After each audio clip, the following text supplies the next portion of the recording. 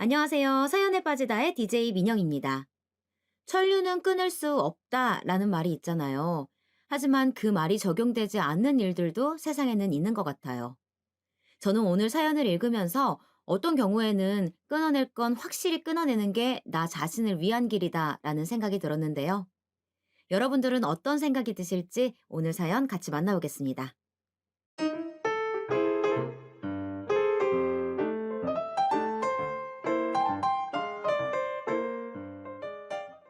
안녕하세요. 저는 50대 후반에 접어든 주부입니다.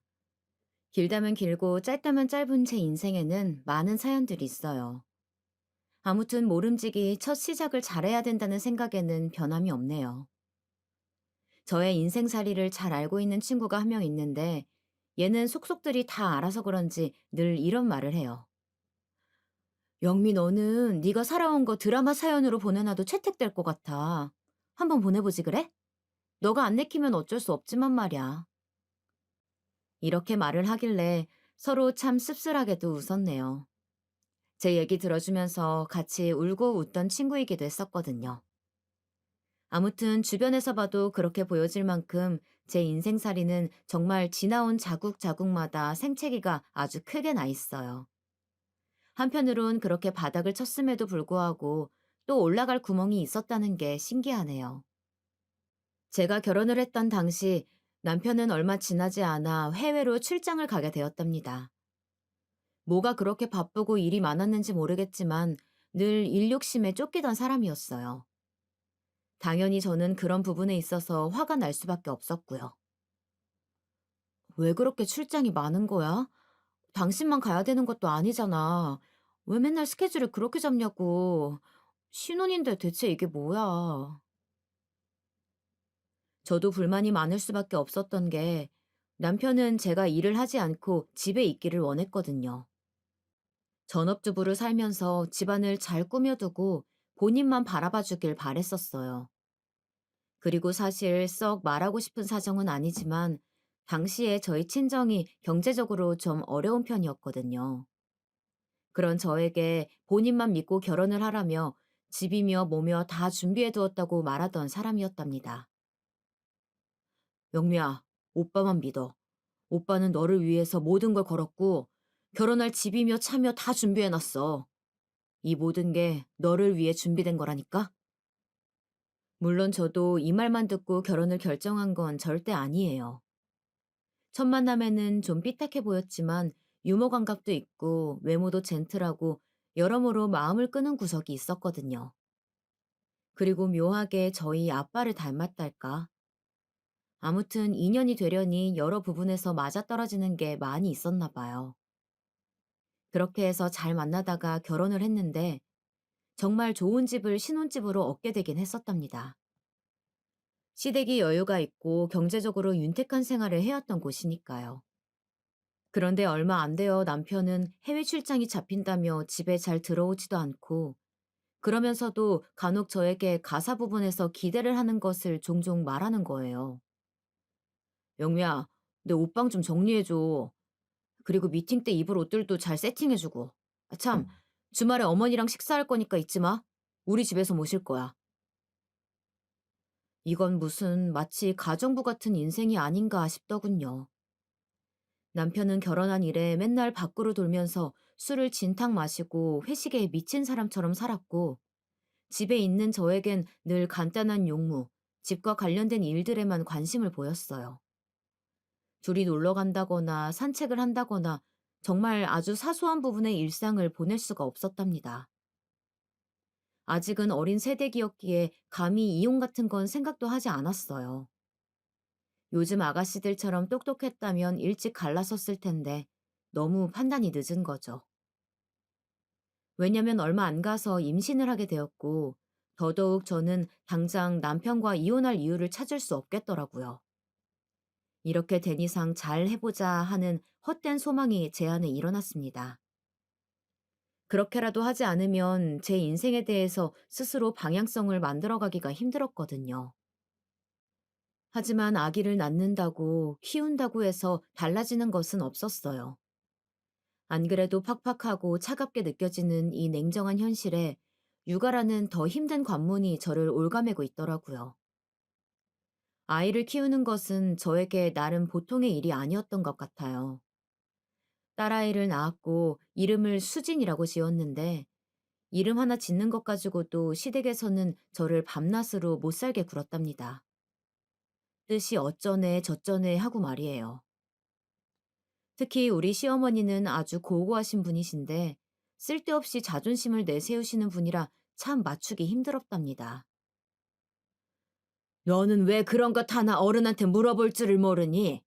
그리고 말이야, 준석이, 준석이 같은 애가 어딨다고. 그런 남편을 얻었으면 떡두꺼비 같은 아들을 낳아놨어야지. 못 낳았으면 딸이라도 제 구실을 하는 애로 낳아서 이름이라도 제대로 여쭙고 황송한 줄 알고 끼고 살아야지. 너는 진짜 하나부터 열까지 마음에 쏙 드는 구석이 없다. 일부러 그렇게 살기도 힘들겠어. 이렇게 전화를 끊고 나면 저조차도 수수께끼에 휩싸이는 거예요. 대체 내가 무슨 잘못을 그렇게 해서 이런 독한 소리를 들어야 하는 걸까, 이렇게 말이에요. 남편은 그나마 본인 엄마가 이렇게 며느리한테 함부로 대하는 것에 대해 반대하는 입장이었어요. 하지만 그것도 그거고 어찌되었건 어머니나 시누이들이 가끔 전화로 타박하는 것을 완전히 막아줄 수는 없었죠. 아무튼 우리 수진이가 태어난 이래 10살이 될 무렵까지 남편은 여전히 언제나 바쁘고 빠르게 돌아다녔답니다. 애가 2살쯤 되었을 때 제가 몸이 무척 아팠는데 그때도 남편은 전혀 도와줄 생각이 없어 보였어요. 그리고 그 무렵부터 저에게 월급을 다 오픈하지 않더라고요. 이게 뭐야? 왜 월급이 이렇게 된 거지? 한 30% 깎인 것 같은데? 회사에 무슨 일 있었어? 갑자기 줄어든 월급에 세세한 명세표 같은 게 없이 돈만 달랑 들어온 게 이상했어요. 그래서 제 차 남편에게 따져 물었더니 이상한 대답을 하는 거예요. 뭘 그런 걸 일일이 따져 물어. 회사에 일이 좀 있어서 깎이게 됐어. 그냥 그런 줄 알고 써. 아, 가뜩이나 회사 일로 신경 쓸 것도 많은데 일일이 설명하기 힘들어. 급기야는 저에게 돈에 대해서는 자세한 설명을 하지 않고 이런 식으로 얼버무리려 들더라고요. 그뿐만 아니라 남편은 갈수록 저한테 숨기는 게 늘어가더군요. 이전에도 그렇게 투명하진 않았지만 회사에서 무슨 일이 있어서 늦어질 것 같다든지 부서 이동이 있고 회식이 있고 뭐가 어쩌고 하는 얘기들을 해주지 않았어요. 말없이 출장을 가고 그냥 일 핑계로 집을 비우는 날들이 점점 늘어만 가는 거예요. 그러다 보니 저는 딸과 둘이서만 집에 있는 날들이 많아졌어요.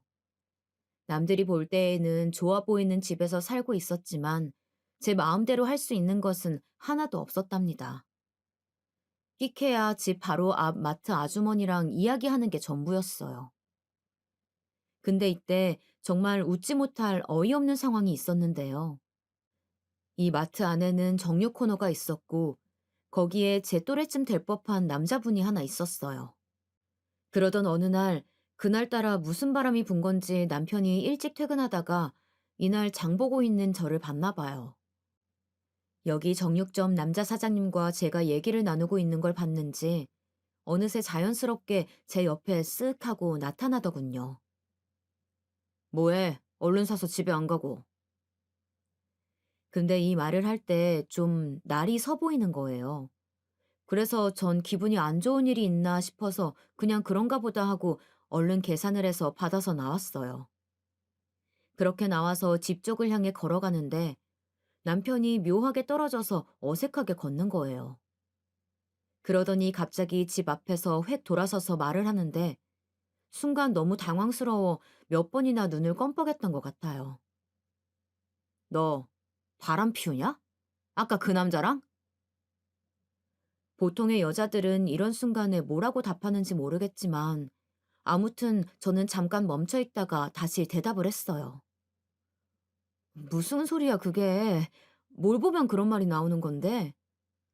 너 내가 그럴 줄 알았다니까. 하여간 너는 해픈 구석이 있어. 남자들한테 빈틈을 주는 게 있다고. 왜 쓸데없이 시시콜콜한 얘기를 짓거려? 남자 무서운지도 모르고. 평소에도 뚜렷하게 대화가 없던 저희는 몇 마디만 섞으면 금방 엉켜서 싸워버리는 수준이 되고 말았어요. 말 조심해. 애가 듣잖아. 수진이도 듣는 앞에서 나에 대해서 그렇게 말을 하는 게 어딨어. 그런데 여기서 남편은 정말 제가 용서하기 힘든 말을 흘려버리고 말았어요. 이 말은 저에게 두고두고 상처가 되었답니다. 하여간 멍청해서는. 야, 너 뭘 모르나 본데. 남자들이 세상에서 제일 만만하게 생각하는 여자가 애 엄마야. 유부녀라고. 왜냐면 뒤탈이 없다고 생각하거든. 소문날 것도 없고 책임질 것도 없고. 그냥 저렇게 아무거나 던지면서 그물에 걸려드나 보는 거라고. 넌 이미 잡혀있는 셈이고 말이야. 무슨 말인지 알아? 이 말을 듣는 순간 저는 뭔가 정말 부정한 짓을 저질러버린 여자 마냥 너무나 비참한 기분이 되었어요.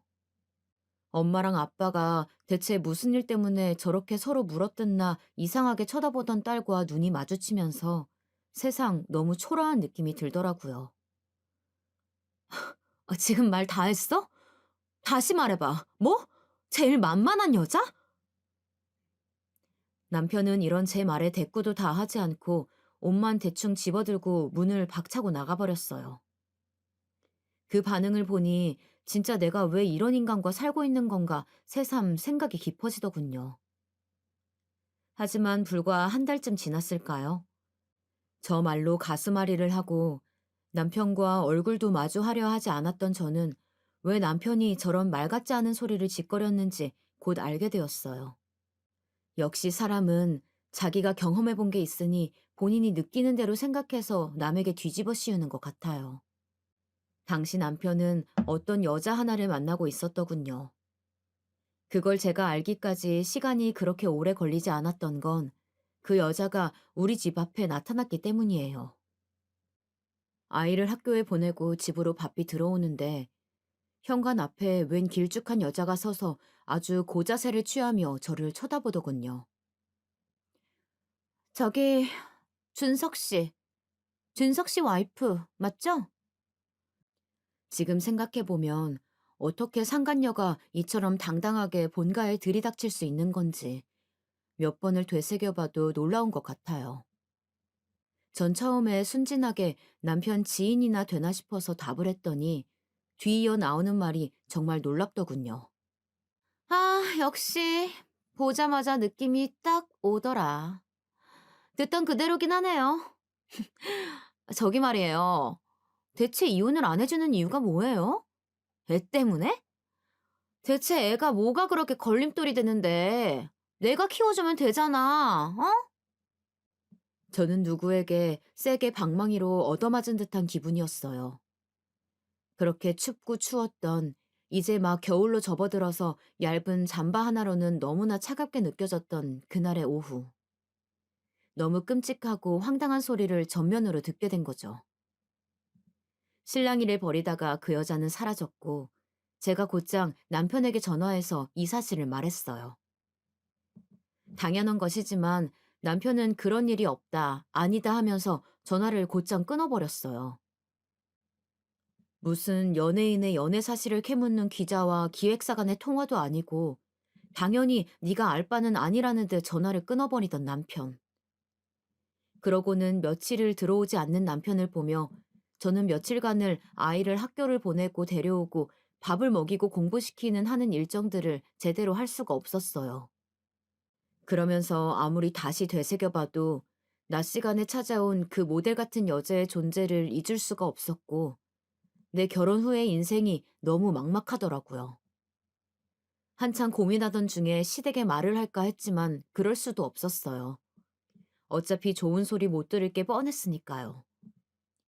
그렇게 남편은 얼마간 잠적했다가 갑작스레 그것도 제가 아침에 애를 학교에 보내는 길에 마주치게 되었어요. 지금 들어오는 거야? 왜? 이때 거의 전 이성을 잃고 애만 없었다면 남편을 물어뜯을 기세로 물었어요. 남편은 무슨 모든 잘못이 다 저에게 있다는 투로 말을 하더라고요. 수진이 학교나 제대로 보내. 나한테 신경 쓰지 말고. 가던 길 가라고. 그러면서 그냥 바로 집으로 들어가 버리더군요. 가는 동안 저는 멍해져서 정신이 없었고 아이 학교를 보내야 하는 것도 있고 그만 그대로 뛰어들어가 남편과 엄청나게 다투었어요.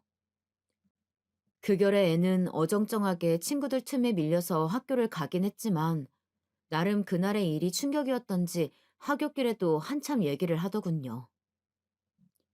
엄마, 아무리 그래도 나를 그 앞에서 버려두고 그냥 가면 어떡해. 다른 친구 엄마가 놀래서 나 데리고 같이 가줬단 말이야. 아빠랑 대체 왜 싸우는 거야? 요즘에 나 집이 너무 재미없어. 엄마 아빠 맨날 싸우기만 하고. 이런 말을 들으면 저도 좀 이성을 잡았어야 되는데 그게 맘처럼 안 되더라고요. 이쯤 되니까 저는 병원에 가서 상담하고 약을 받아야만 잠을 잘 수 있는 상황이 되었어요. 남편과 그때 미친 듯이 싸우던 날, 저는 평생 처음으로 남편에게 손찌검을 당하게 되었거든요. 손찌검보다 더 아팠던 것은 남편의 폭언이었고요. 어차피 내 능력 없으면 네가 어떻게 감히 이런 집에 살아? 그러게 관리 좀 잘하고 여자같이 잘하고 다니지 그랬어. 저번에 누구 껄떡대는 것 같더니 뭐 만나는 남자가 있긴 하냐? 하긴 안에서 새는 바가지 밖에서도 샌다고 맨날 그렇게 우중충한 얼굴로 하고 다니니 남자가 안 붙지.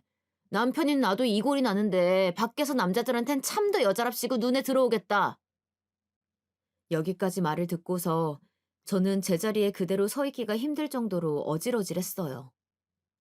이 정도면 제가 알아서 떨어져 나가길 바라는 듯한 눈치더라고요. 그러면서 제가 똑같이 분노해서 따지고 들었더니 손찌검을 한 거예요. 나, 나, 나 때렸어? 지금 때린 거야, 나를? 맞은 흔적에 뺨이 얼얼한 상태로 있는 와중에도 실감이 나지 않아 바보같이, 정말 등신같이 저는 저에게 손찌검한 상대에게 그렇게 물어봤어요. 남편은 본인도 직후에 놀랐는지 움찔거리긴 하더군요. 하지만 끝까지 자기 잘못이 되는 건 싫었는지 정말이지 너무나 역겨운 합리화를 하기 시작했어요. 아, 니, 네가 끝까지 대드니까 그런 거 아니야. 아, 그러게 적당히 맑게 알아듣고 입 다물고 있어야지. 왜 매를 버냐고. 아, 진짜 질린다 질려. 왜 이렇게 싸울 거리를 자꾸 만드는 거야, 어?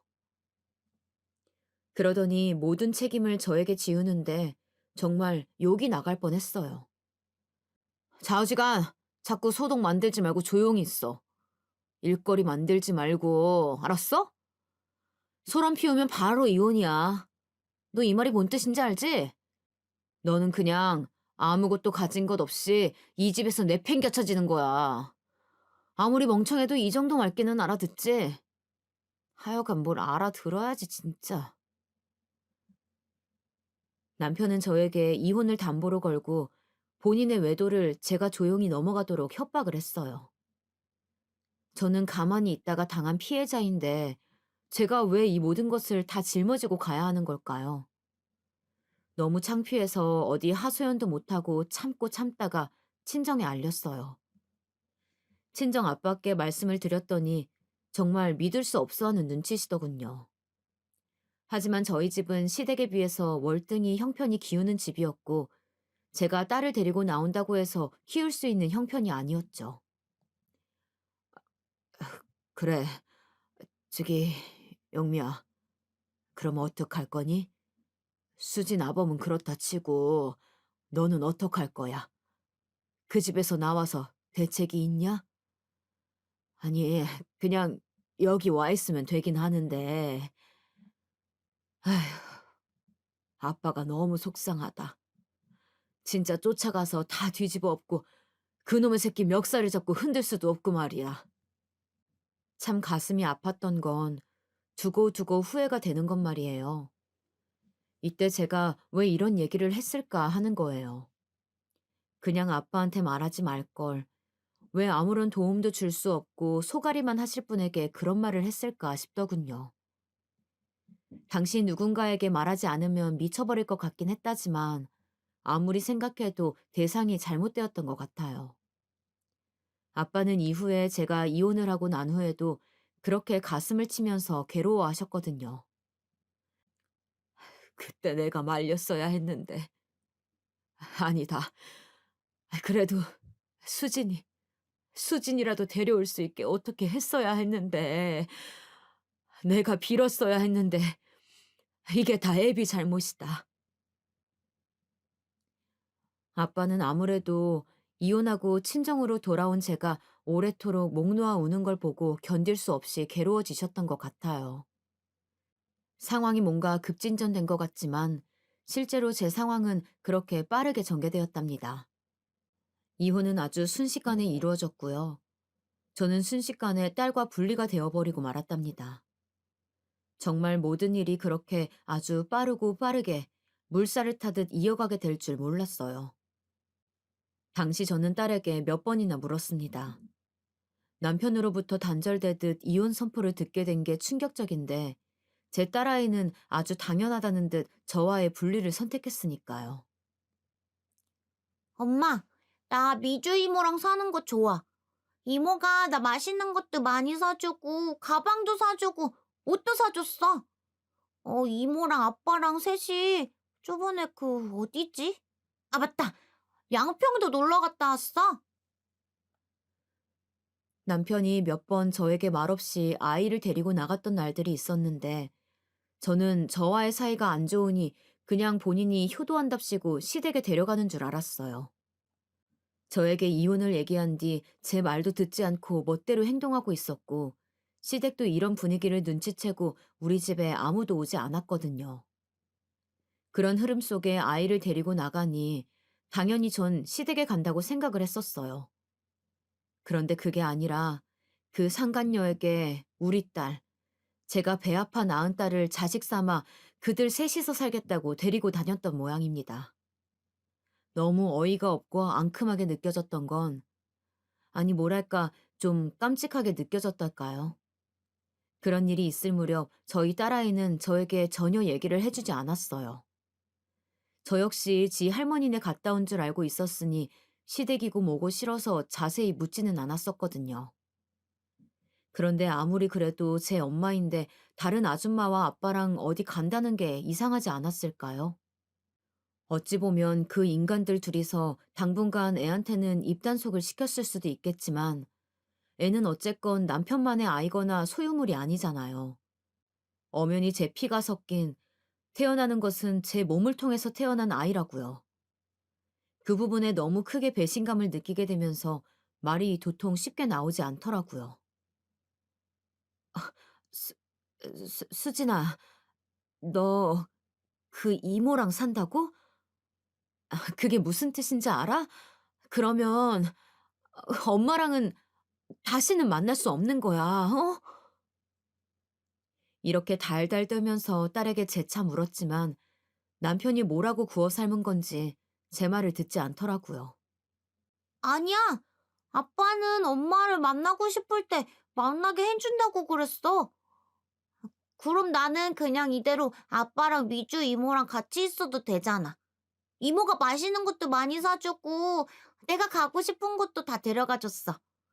엄마는 안 사주고 돈 없다고 하는 거 이모는 다 해줬다.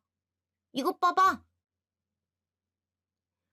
딸은 제 앞에 무슨 말 같지도 않은 하찮은 장난감들을 잔뜩 늘어놓으면서 자랑을 하더군요. 솔직히 비싸고 쓸모도 없는 장난감들이라 공부해야 할 애한테 필요가 없다고 생각했어요. 제가 남편 돈만 갖고 살림을 하며 살아야 하는데 그마저도 저에게 다 주지 않고 70%만 줬었잖아요. 그 돈 안에서 이것저것 다 사줄 수가 없었거든요. 그런 것들을 다 충족받고 나더니 얼굴 예쁘장하고 상냥하게 대해주는 그 여자가 좋게 느껴졌나 보더군요.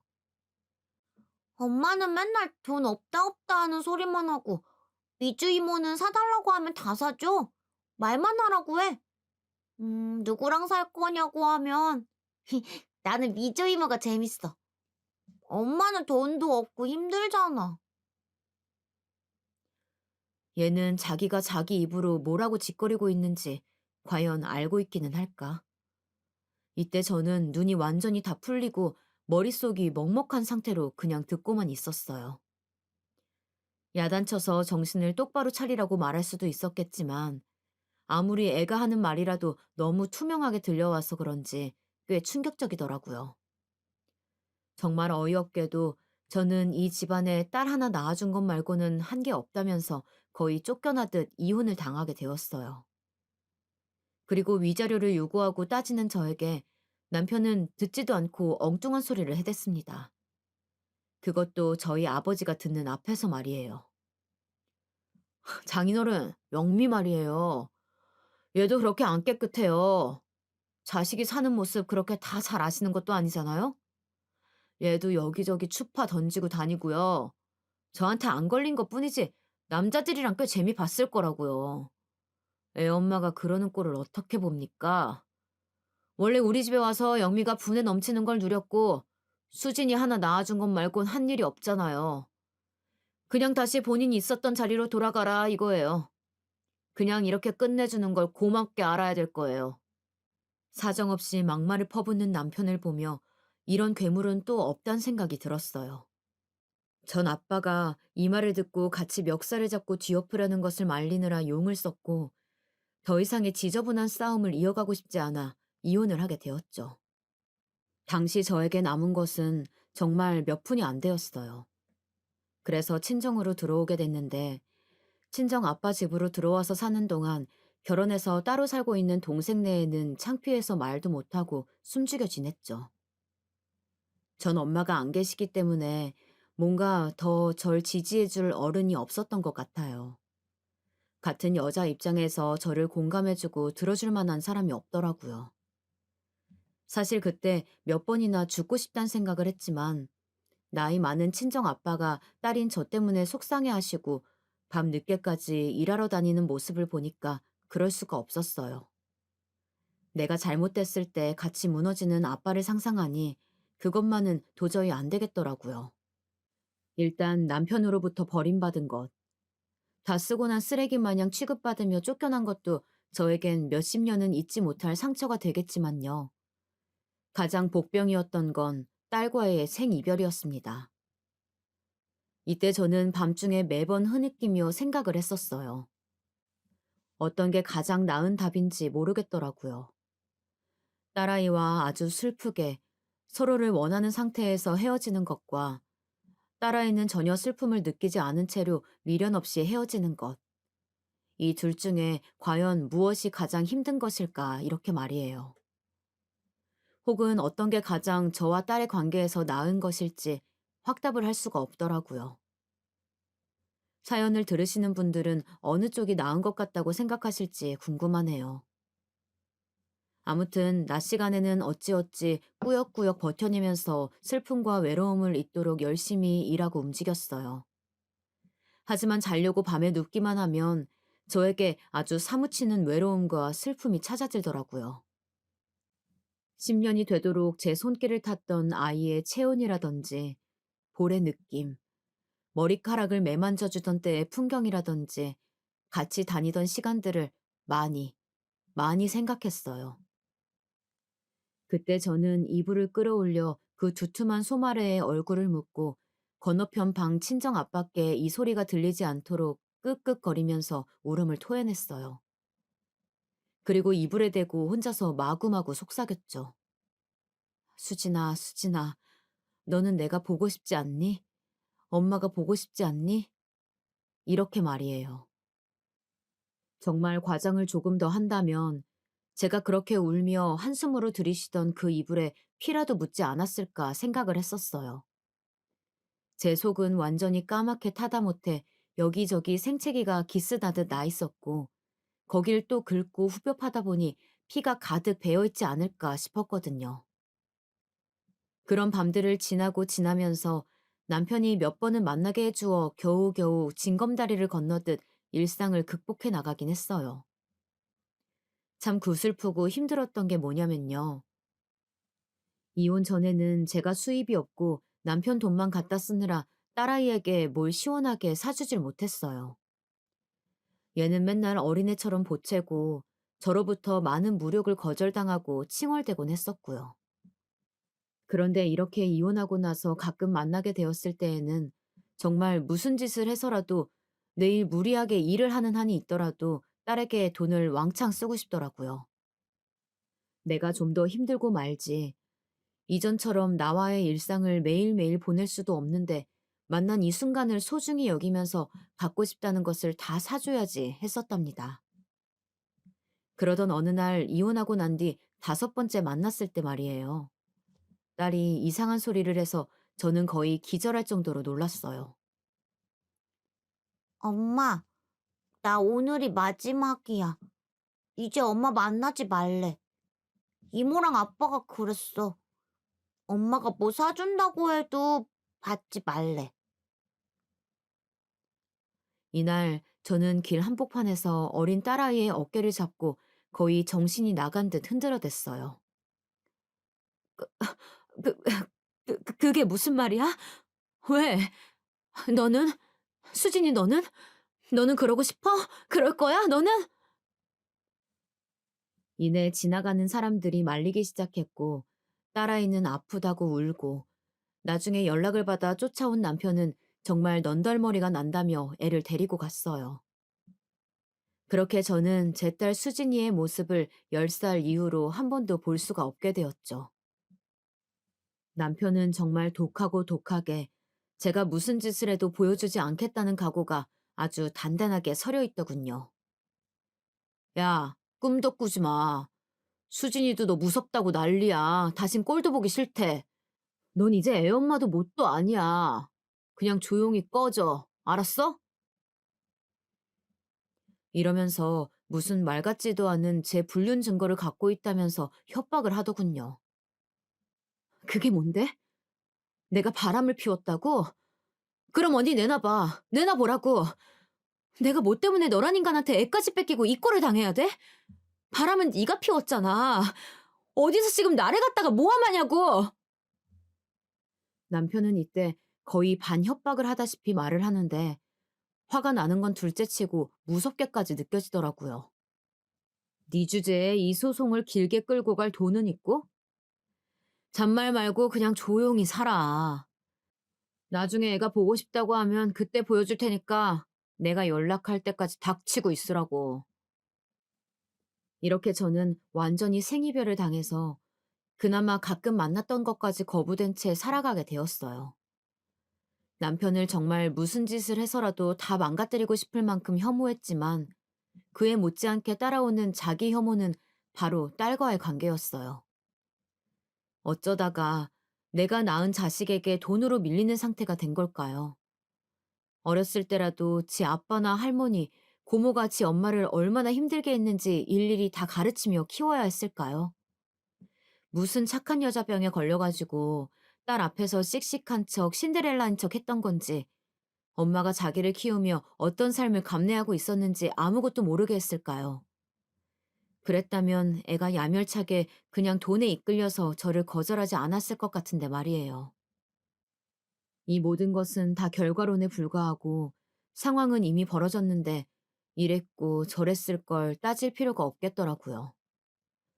죽고 싶은 생각은 들었지만 그렇게 쉽게 죽을 수도 없었어요.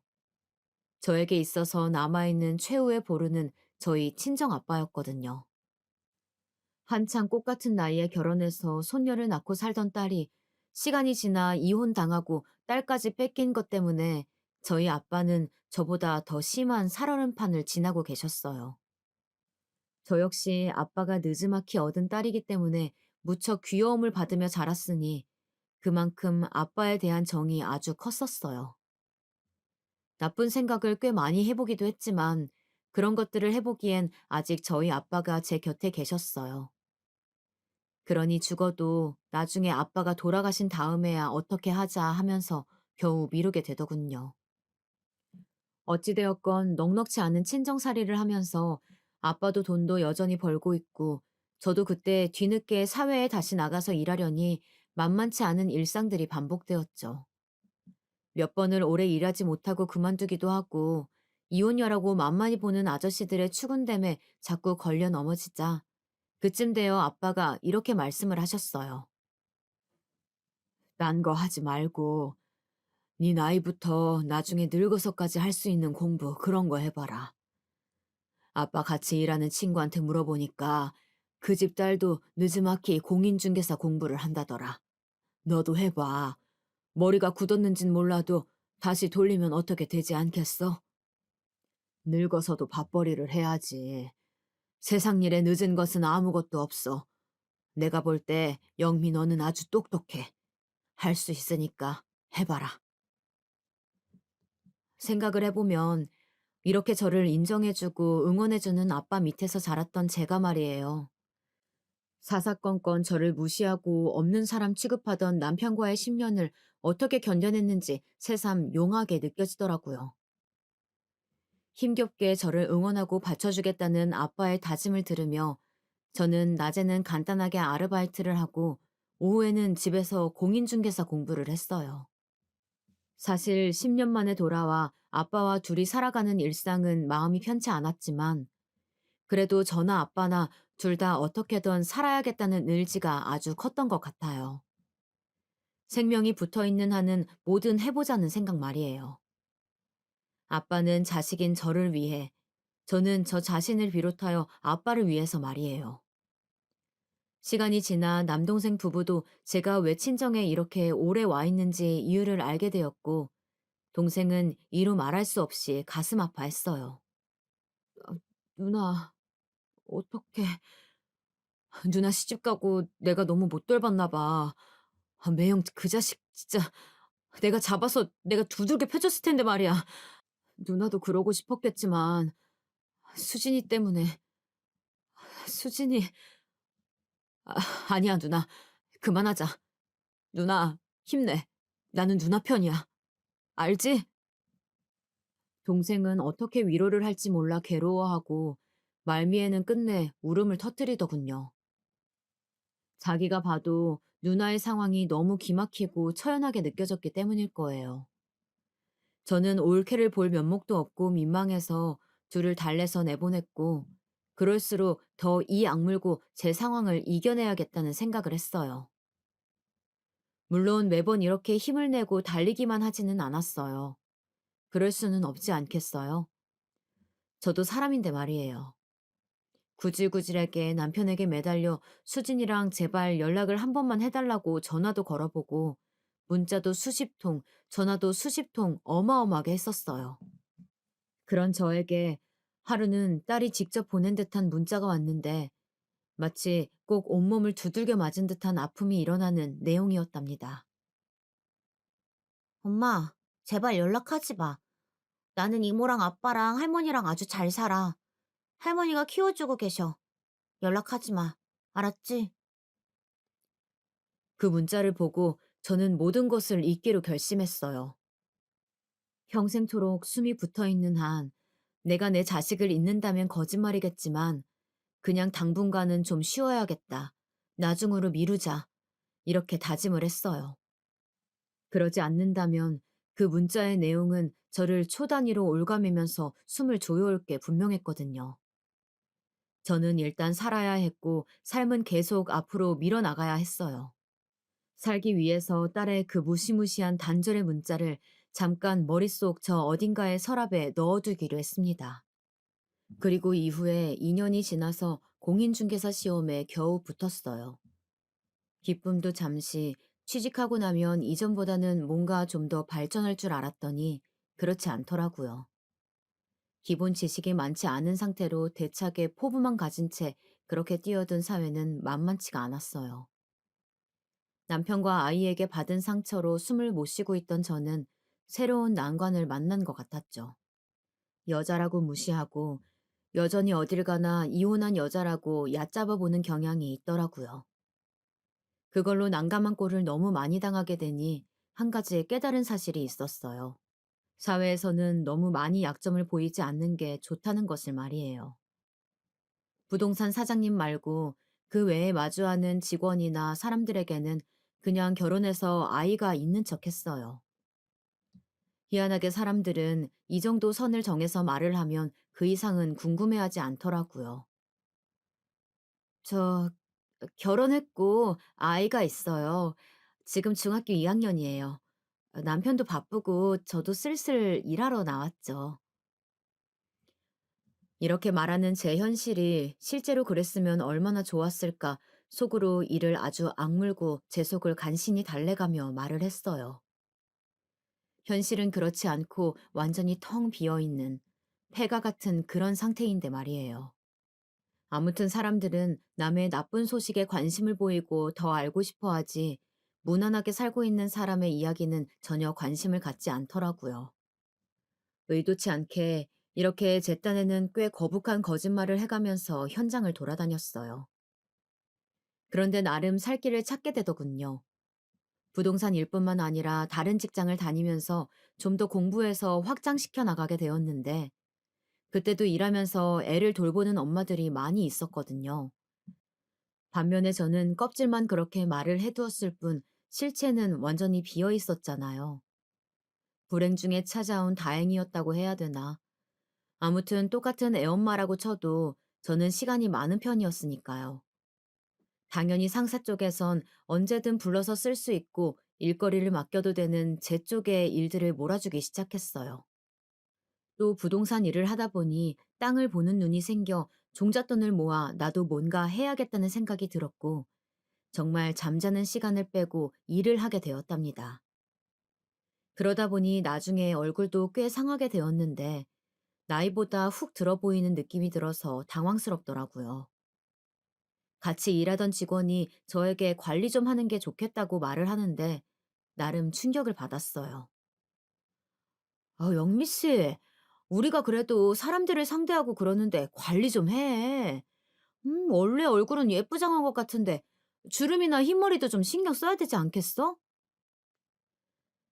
그 말을 하는 직원은 애엄마이고 나이도 40대인데 피부도 반짝반짝하고 머리도 새치 없이 늘 제대로 염색해서 관리를 하더라고요. 문득 이전에 남편으로부터 너무 아줌마 같다며 긴장 없이 살고 있다고 지적받았던 날들까지 떠오르지 뭐예요. 하여간에 저는 더 이상 뭔가 무시당하고 뒤처지고 싶지 않았어요. 그래서 그 말에 따라 얼른 따라서 뭔가 추천받아 화장품도 찍어 바르고 미용실도 소개받아서 염색도 하고 그렇게 따라다니면서 관리를 하기 시작했답니다. 조금 신경을 쓰다 보니 외모도 한결 보기 좋아졌고 그러면서도 저는 돈을 벌고 개발을 위해 공부를 계속했어요. 나중에 동생네가 이사 갈 때 팁도 알려주고 저와 아빠가 살고 있던 그 빌라도 점점 불려서 번듯한 평수로 옮겨가게 되었답니다. 그때에도 저는 남편과 딸이 어찌 살고 있는지 정확히는 알지 못했어요. 아무튼 유복한 집이니까 적어도 딸이 경제적으로 힘들 거란 예상은 하지 못했답니다. 제가 좀 여유가 생기고 뭔가 되돌아볼 때가 되었을 때 그쯤 되니까 거의 이혼한 지 10년 정도 되었을 무렵이더군요. 남편과 아이와 살던 시간이 10년이었고 그들과 떨어져 살던 것이 똑같이 10년. 아주 동일한 시간의 벽이 세워져 있었어요. 사실 중간에 저는 다른 핸드폰을 개통했었는데 남편의 핸드폰 번호를 그대로 저장은 해두었답니다. 하지만 연락할 타이밍을 찾지 못했어요. 적어도 딸이 20살이 되면 그 해에 당당하게 다시 연락을 해보자는 생각이었죠. 그쯤 되니 딸에 대해서 저도 무슨 감정이 남아있는지 명확하지가 않았어요. 딸을 다시 보고 싶기도 하고 심한 원망이 일어나기도 했었거든요.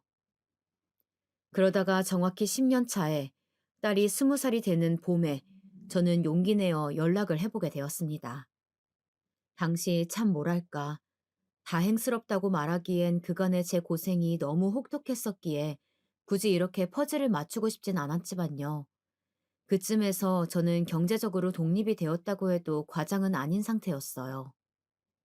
힘든 나날들을 보내는 동안 부동산이나 보험 쪽으로 열심히 일하다 보니 나름 재산을 적지 않게 모은 데다가 아빠와 동생도 제 덕을 나름 보았다면 본 수준으로 살게 되었으니까요.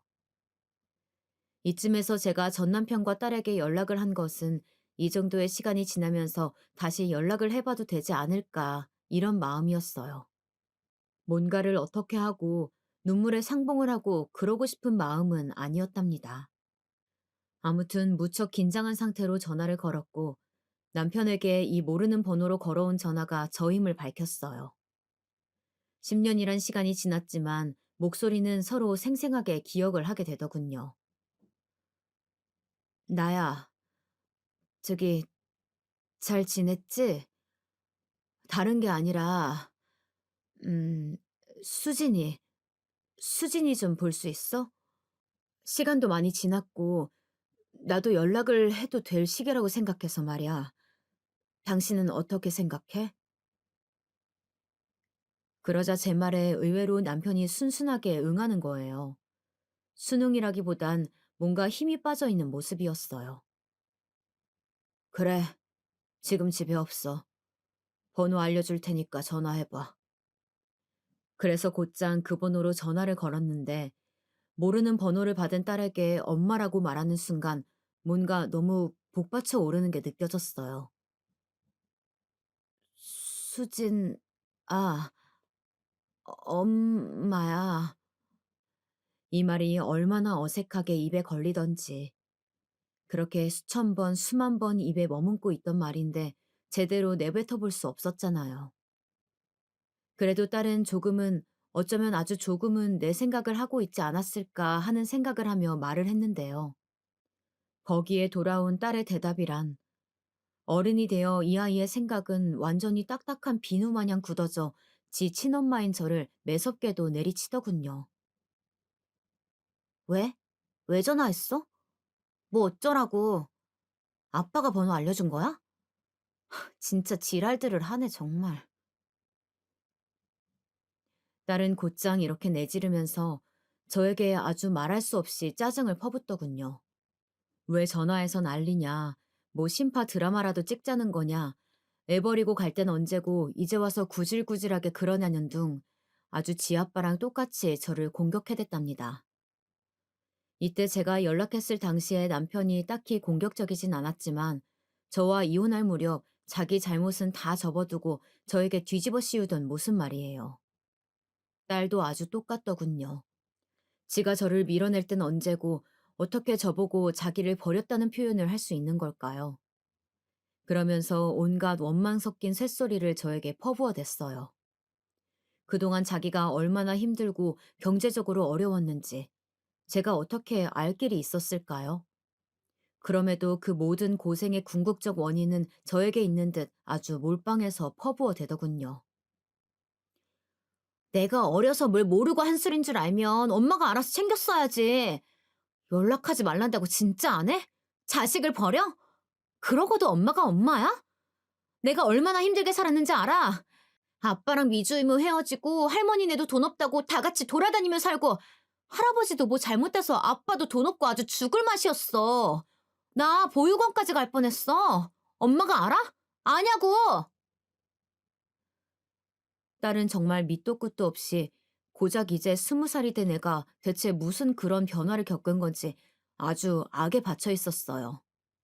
제가 어린 날 딸의 목소리로 기억하는 그 목소리는 아주 조금만 남아 있었고 거기에 사나운 말투가 덧대어져 저를 무지막지하게 공격하더군요. 저는 전화를 끊고 곰곰이 생각해 본 뒤 남편에게 연락을 해서 집 주소를 받아두었어요.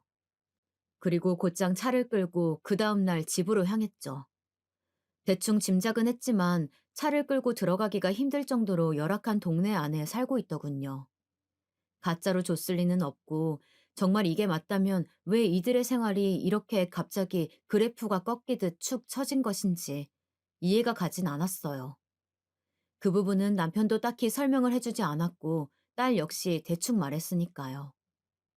아무튼 그렇게 해서 힘겹게 찾아가 번지수가 맞는지 앞을 본 다음 차마 남편의 이름을 부를 순 없으니 딸아이의 이름을 불렀죠. 썩 부르기에 기분 좋은 상태는 아니었지만 말이에요. 그러자 얼마 안 되어 지하 방들이 모여있는 그 골목 안에서 길쭉하게 키가 큰 여자아이가 얼굴을 찌푸리면서 걸어 나오더군요. 그 뒤로 러닝셔츠 바람에 웬 아저씨도 같이 따라 걸어오는데 남편이라는 걸 알 수 있었어요. 뭐야? 엄마? 왜? 왜 왔어, 여기? 저는 그 앞에 서서 딸의 물음에 대답하지 않고 한참 딸의 모습과 그 뒤에 서 있는 남편, 그리고 그들을 둘러싸고 있는 주변 환경을 찬찬히 훑어보았어요. 왜 이런 그림 안에 우리가 각각 서 있는 건지, 그리고 이렇게 만날 날이 있을 거라고 생각해 본 적이 딱히 없어서 그런지 모든 게 이상하고 낯설더라고요. 저를 원망하는 눈으로 쳐다보는 딸을 보니 그 얼굴 안에는 저랑 비슷하게 생긴 어떤 언저리 부분이 보여서 기분이 묘했어요. 나보다는 키가 크구나 하면서 생각을 하다가 그걸 더 이어갈 틈도 없이 뾰족하게 쏘아붙이는 딸 덕에 감상이 끊어졌어요. 뭘 봐? 뭘 보냐고. 여기 왜 왔는데? 다신 오지 마. 예전에는 지 아빠가 그렇게 못 만나게 하고 오지 말라더니 이젠 딸아이가 머리가 커서는 그걸 똑같이 하고 있더라고요. 솔직히 얼굴을 마주하고 나니 별의별 감상이 다 떠오르면서 어린 네가 뭘 알았겠냐 싶지만 자꾸 날카롭게 말을 뱉어내는 딸을 보니 마음을 추스리기 쉽지 않았어요. 그때 저는 슬그머니 목이 맨 상태로 입을 떼었죠. 너 때문에, 수진이 너 때문에. 뭐? 나 뭐? 뭐 어쩌라고? 딸은 제 말을 자르고 곧장 악을 쓰더군요. 뭐가 그렇게 화가 나는지 이해를 할 수가 없었어요. 그 짧은 사이에 빠르게 생각해 보니 지 할머니고 뭐고 다들 모든 상황을 엄마인 제 탓으로 돌려놔서 애가 이렇게 받아들인 건가 싶더라고요. 아무튼 그거야 그거고 저도 할 말은 해야 할 필요가 있었어요. 엄마의 몫을 다하려고 했던 저를 밀어내던 딸이 비슷한 시간이 지나 여전히 저를 밀어내고 원망하는 걸 보니까 그간 억누르고 달랬던 모성애보단 피가 끓어오르는 분노도 같이 올라오더라고요. 그럴 마음으로 간 게 아니었는데 말입니다. 잘 들어. 내 얘기 끊지 마. 이후로 안 올 테니까 걱정 말고. 침을 꿀꺽 삼키고 겨우 말을 꺼낸 저에게 딸은 순간적으로 입을 다물더니 여전히 눈을 번뜩이더군요. 눈을 한번 질끈 감았다가 뜸을 들이고 다시 저는 입을 열었어요. 그 말을 하면서 그간의 힘든 날들이 밀려오며 나도 참 대단했다. 엄청난 세월을 보내왔구나 싶어 여러모로 북받쳐 오르더군요. 난 말야, 그때 네가 뭘 알았겠나 생각했어. 수진이 너 어렸으니까. 어른들 장난에 뭘 알았겠나 했어. 너는 엄마랑 헤어질 때 기억이 안 나? 엄마는 너를 데려가려고 했어. 근데 네가 싫다고 했지. 마지막으로 보내온 문자 네가 보낸 거 아니야? 아빠가 대신 보낸 건 아니잖아. 이 말을 하고 미간에 있는 대로 힘이 들어가면서 화가 어떻게 감당이 안 되더라고요. 엄마는 널 엄청 그리워했어. 만나고 싶었어. 그런데 네가 거부했어. 그래놓고 뭐? 엄마가 너를 버려? 모든 게 엄마 탓이라고? 엄마가 네 인생을 뭘 어찌했는지 네 입으로 자세히 말해봐. 내가 너한테 뭔 짓을 했기에 네가 이렇게 사는 건지 말해보라고. 저 역시 악을 쓰며 딸에게 두 눈을 번뜩였고 딸은 순간 움찔하더니 여전히 눈은 저에게서 떼지 않고 노려보더군요. 너 말야, 잘 들어. 너, 돈 많은 그 이모. 니네 아빠가 엄마 걷어차고 데려온 그 여자 좋다고 했어. 엄마는 뭐 사주지도 않고 돈도 없다면서 필요 없다고 했어. 네가 그런 애였어. 그래놓고 지금 무슨 말을 하는 거야? 네가 한 짓거리는 정말 조금도 기억이 안 나니? 이어지는 침묵 속에 남편도 불편한지 뭔가 뭐라 말을 하려고 하더군요. 당신과는 할 얘기 없으니까 입 다물어. 아, 아니다. 둘이 같이 들어. 있잖아. 그렇게 나란히 나란 사람 니네 가족 안에서 지워버렸잖아. 그땐 정말 나 당신이고 뭐고 다 죽이고 싶었어. 근데 이제는 뭐라고 할까? 그래, 고맙다고 해야 하나? 그런 기분이네. 이렇게 졸렬하게 뭔가를 드러내고 싶어서 간 건 아니지만 참 치사하고 더럽게도 저도 똑같이 손수건을 흔들어 보이고 싶더군요. 날 걷어차고 버려놓고 끝은 저를 원망하며 저렇게 궁상맞게 살고 있는 그들을 보니까 말이에요. 나, 당신이 쫓아낸 데다가 수진이마저 나를 버린 탓에 정말 못같이 열심히 살았어. 그렇게 살 수 없을 정도로 정말 힘들게 살았어. 니네가 뭘 알아? 뭐 이까지 이런 데서 사는 게 뭐가 그렇게 대수인데? 내가 니들한테 쫓겨나고 나서 어떻게 살았는데 그거에 비하면 니네는 더 궁상 퍼뜨리면서 살아야 돼. 이내 딸은 지 아빠를 쳐다보더니 들을 것도 없단 표정으로 가자며 휙 돌아서더군요. 수진이 너, 내 얘기 안 끝났어. 나 너랑 네 아빠 덕분에 이렇게 잘 살아. 땅도 있고 집도 있고 뭐도 있고 다 합치면 거짓말 좀 보태서 100억대야. 들어는 봤니 너? 그런 집에서 살면서 들어는 봤냐고. 참 유치하고 찌질하게 실이 저를 무시하고 발톱을 드러내는 딸에게 저 역시 으르렁거리면서 이런 말을 잘도 했네요. 한편으로는 정말 너무 우울한 코미디인 게 말이에요. 저는 이후의 일들을 두고 이걸 받아들여야 할지 웃어야 할지 알 수가 없더라고요. 그렇게 제가 제 벤츠를 타고 사라져버린 이후 딸에게 다시 문자가 온 거 있죠. 제가 정말 뭐 100억대까진 아니어도 어느 정도 재산을 갖고 있긴 하잖아요. 차며 뭐며 그날의 제 차림이라든지 아무튼 지들보단 훨씬 유복하다는 감이 들긴 했을 거예요. 그렇게 욕을 하며 밀어낼 땐 언제고 차근차근 지가 지금 살고 있는 환경과 지가 과거에 내쳐버린 엄마의 외향적인 차이를 느꼈나 봐요. 그 뒤로 어줍잖게 뭐라고 연락이 온 거 있죠. 대놓고 뭐가 어떻다 도와달라 그런 건 아니지만 자기 딴에는 엄마가 보고 싶긴 했었다나요. 엄마, 오랜만에 왔는데 나도 마음이 편치 않아서 그런 거야. 정말 한 번만 보고 그만 보는 건 아니지? 아빠도 많이 후회하고 있어. 나도 엄마 말대로 정말 어려서 뭘 몰랐어. 이렇게 보내오긴 했는데 아주 웃기지도 않아요. 앞서 제가 얘기했던 내용만 봐도 알 수 있는 거지만 돈 얘기하기 전까지만 해도 딸은 그냥 지 아빠랑 들어가 버리려고 했었거든요. 그래놓고 제가 구질구질하게 돈 자랑을 질러놓고 사라지니 그걸 보고 지 딴은 뭔가 머리를 굴렸던 모양이더군요. 정말 제가 생각하기도 싫은 끔찍한 방향으로 자라버린 것 같아서 이번에는 제 쪽에서 끊어내려고 합니다. 저한테 온갖 폭언과 폭력을 일삼던 혐오스런 남편은 나이 먹고 저렇게 딸 뒤에 숨어서 멀뚱하니 음침하게 저만 쳐다보고 있는 것도 역겹고요. 한때 가족이었던 이들과 이런 상태로 선을 긋는다는 건 다시 한번 제사를 아리게 하는 아픔이네요. 그래도 한 번은 인생에서 점을 제대로 찍어야 할 시기가 있다고 생각해요. 나중에 이 이야기를 들은 제 동생은 그래도 조카 걱정이 되었는지 제 딸 수진이에게 돈 1,000만 원 정도 주는 게 어떻냐고 하더군요. 아니요, 어림도 없어요. 그 1,000만 원이 2,000만 원이 되고 이전엔 찾지도 않았던 엄마의 권리를 따져가면서 점점 금액을 늘려가겠죠. 그 짧은 찰나 성인이 된 딸을 겪어보니 대강은 여러 부분에서 견적이 나오는 것 같아요. 선을 그으면서도 개운치 않은 기분이지만 세상에는 딱 이렇다 싶게 정리되지 않는 관계들도 있는 것 같아요. 그냥 저는 이렇게 계속해서 살아가야 할 것 같습니다. 그렇다고 새로운 가족을 만들 생각도 없고 그냥 아빠 모시면서 쭉 살아갈 듯해요.